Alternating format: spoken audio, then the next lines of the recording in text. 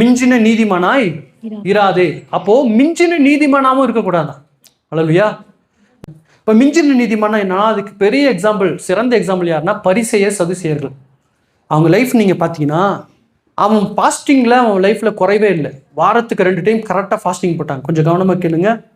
அவங்க எல்லாத்துலேயும் கரெக்டாங்க. ஜெபத்தில் கரெக்டாக இருந்தாங்க, உபவாசத்தில் கரெக்டாக இருந்தாங்க, வேத வாசிப்பில் கரெக்டாக இருந்தாங்க, எல்லா விஷயத்திலும் அவங்க கரெக்டாக இருந்தாங்க.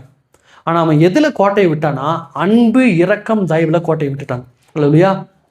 அவங்க தான் பரிசுத்த மிஞ்சின நீதிமான். அவங்கள பொறுத்தளவுக்கு நான் தான் பரிசுத்தன், என்னை விட மற்றவன் எல்லாம் பாவி.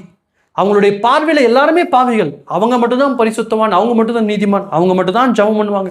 அவங்கள போல யாராலும் ஜெபிக்க முடியாது, அவங்கள போல யாராலும் வேதத்தை வாசிக்க முடியாது, அவங்கள போல யாராலும் உபவாசத்தை போட முடியாது. தங்களை பற்றி பெருமையாக பேசிட்டு இருப்பாங்க. நான் இந்த மாதிரி ஃபாஸ்டிங் போட்டேன், இந்த மாதிரி ஜெபம் பண்ணேன், இந்த மாதிரி இது பண்ண அது பண்ண, தங்களை பெருமையாக பேசிக்கொண்டே இருப்பாங்க. தன்னை ஒரு பெரிய பரிசுத்தவானாய், ஒரு நீதிமானாய் ஜனங்களுக்கு முன்னால் காட்டிக்கொண்டே இருப்பார்கள் இந்த பரிசேயர் சதுசேயர்கள். நான் உங்களை சொல்லுங்க, பரிசேயர் சதுசேயர் சொல்கிறேன். அல்லேலூயா.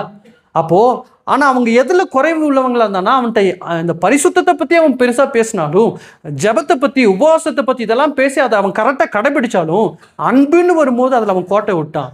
இரக்கம்னு வரும்போது அதில் அவன்கிட்ட இரக்கம் இல்லை. தயவுன்னு வரும்போது அவன்கிட்ட தயவு இல்லை. உங்கள் பரிசுத்தத்தை விட, உங்கள் ஜெபத்தை விட, உங்கள் வேத வாசிப்பை விட எது தரமா அதிக முக்கியம்?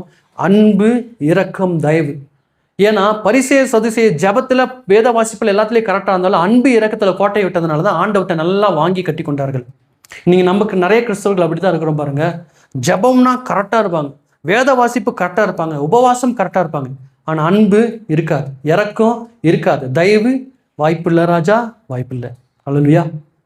அப்போ எது முக்கியம் தெரியுமா? நம்ம ஜபிக்கிறது நல்லது தான், வேதம் வாசிக்கிறது நல்லது தான், தேவ சமூகத்தில் காத்திருக்கிறது நல்லது தான். அதை விட முக்கியமானது அன்பு, இரக்கம், தயவு.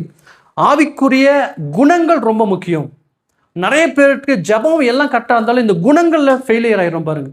கர்த்தருடைய நாம மகிமைப்படட்டும். மிஞ்சின நீதிமானா இருக்காதீங்க.